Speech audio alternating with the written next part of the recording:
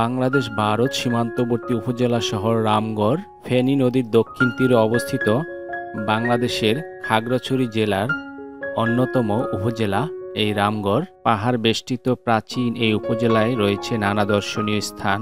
আজ চলে আসলাম বিশাল এক লেককে কেন্দ্র করে গড়ে ওঠা রামগড় শহরে। এটি হলো বিশাল এক জলাধার যা রামগড় লেক নামে পরিচিত। লেকটির পাড় জুড়ে রয়েছে সবুজ গাছপালা যা লেকের সৌন্দর্যকে আরও বহু গুণ বাড়িয়ে দিয়েছে। শান্ত লেকের পানিতে ফুটে উঠেছে নীল আকাশ, মেঘ এবং গাছপালার প্রতিচ্ছবি যা দেখতে খুবই সুন্দর। আমি পাড়ে হেঁটে হেঁটে রামগড় লেকের সৌন্দর্য উপভোগ করছি এবং আপনাদের সামনে তার কিছু ভিডিও চিত্র তুলে ধরার চেষ্টা করছি। আপনারা উপভোগ করুন খাগড়াছড়ি জেলার অন্যতম উপজেলা রামগড় উপজেলা শহরে অবস্থিত রামগড় লেকের অন্যরকম সৌন্দর্য। আপনাদের জানার জন্য বলে রাখছি, রামগড় থানা গঠিত হয় 1905 সালে। পরবর্তীতে 1983 সালে এই থানাকে একটি প্রশাসনিক উপজেলায় রূপান্তর করা হয়। লেকটির মাঝখানে একটি ঝুলন্ত ব্রিজ নির্মাণ করা হয়েছে যা দেখতে খুবই সুন্দর। এটি উত্তর দক্ষিণে প্রলম্বিত। আমি এখন ঝুলন্ত ব্রিজটিতে আরোহণ করব। এখানে ব্রিজটি সম্পর্কে একটি নির্দেশিকা রয়েছে। ঝুলন্ত ব্রিজটির উত্তর প্রান্তে রয়েছে উপজেলা নির্বাহী অফিসারের কার্যালয় সহ কিছু গুরুত্বপূর্ণ অফিস। আমি হেঁটে হেঁটে ঝুলন্ত ব্রিজটিতে উঠছি এবং দেখছি এর সৌন্দর্য এবং আপনাদের সামনে তুলে ধরার চেষ্টা করছি। দেখুন কত সুন্দর ব্রিজ।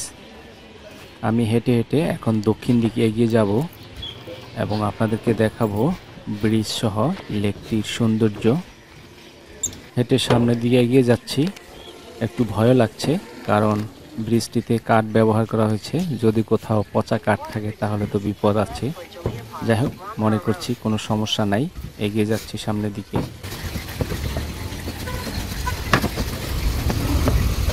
হাঁটতে হাঁটতে চলে আসলাম ঝুলন্ত ব্রিজটির দক্ষিণ প্রান্তে। লেকটির দক্ষিণ প্রান্তে এসে দেখতে পেলাম যে লেকটিকে কেন্দ্র করে কিছু পর্যটন স্পট গড়ে উঠেছে। আমি এখন আছি রামগড় উপজেলা শহরে। এখন ঝুলন্ত ব্রিজটি পার হয়ে আমি আবার উত্তর প্রান্তে যাব। আসার সময় ব্রিজটি কয়েকটি জায়গায় ভাঙা কাঠ দেখতে পেয়েছিলাম, তখন খুব ভয় লেগেছিল। এখন আবার এগিয়ে যাচ্ছি। দেখুন কত সুন্দর লেক। রামগড় লেক ও ঝুলন্ত ব্রিজের সৌন্দর্য দেখার পাশাপাশি আপনাদেরকে রামগড় উপজেলা সম্পর্কে কিছু তথ্য জানিয়ে রাখছি।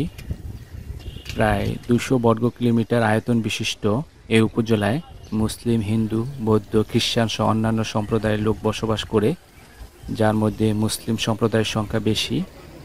এছাড়া এই উপজেলায় ত্রিপুরা, মারমা, চাকমা প্রভৃতি ক্ষুদ্র নৃগোষ্ঠীর বসবাস রয়েছে।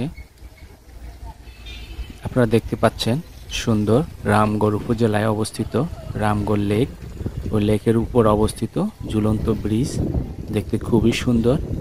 যারা ভ্রমণ করতে পছন্দ করেন তারা চাইলে এই রামগড় উপজেলা শহরকে বেছে নিতে পারেন এবং ঘুরে দেখে যেতে পারেন এই রামগড় উপজেলার সৌন্দর্য। এছাড়া এখানে দেখার মতো আরও কিছু স্থান রয়েছে। তার মধ্যে রয়েছে মহামুনি বৌদ্ধবিহার। এটা মানজান রাজবংশে নির্মিত। আপনারা চাইলে ঘুরে দেখে যেতে পারেন সয়েল কনজারভেশন ও গবেষণা কেন্দ্র, রাইফেল স্মৃতিস্তম্ভ, রামগড় হর্টিকালচার সেন্টার। আমি হাঁটতে হাঁটতে আবার ঝুলন্ত ব্রিজের উত্তর প্রান্তে চলে আসলাম। লেকটির উত্তর পাশে রয়েছে একটি সড়ক, তারপরে রয়েছে সরকারি কিছু অফিস এবং লেকের পাড়ে চাইলে আপনারা কিছু খাবারও কিনে খেতে পারবেন। আমি হাঁটতে হাঁটতে চলে আসলাম রামগড় লেকের দক্ষিণ পশ্চিম প্রান্তে, অর্থাৎ লেকটির দক্ষিণ পশ্চিম কোণে একটি মাঠ রয়েছে। এই মাঠে রয়েছে 1971 সালের বাংলাদেশের স্বাধীনতা সম্পর্কিত একটি বিজয় স্তম্ভ এবং বিজয় স্তম্ভের পাশে রয়েছে স্বাধীনতার নানা ঘটনার চিত্র এবং শহীদ মিনার। আপনারা চাইলে এটা উপভোগ করতে পারবেন। আমি উপভোগ করলাম এবং আপনাদের দেখার জন্য একটু ভিডিও চিত্র ধারণ করে দিলাম। দেখতে থাকুন কত সুন্দর দৃশ্য। আজ এই পর্যন্ত, দেখা হবে অন্য কোনো স্থানে। সে পর্যন্ত লাইক, কমেন্ট, শেয়ার এবং সাবস্ক্রাইব করে আমাদের সঙ্গে থাকুন। সকলকে ধন্যবাদ।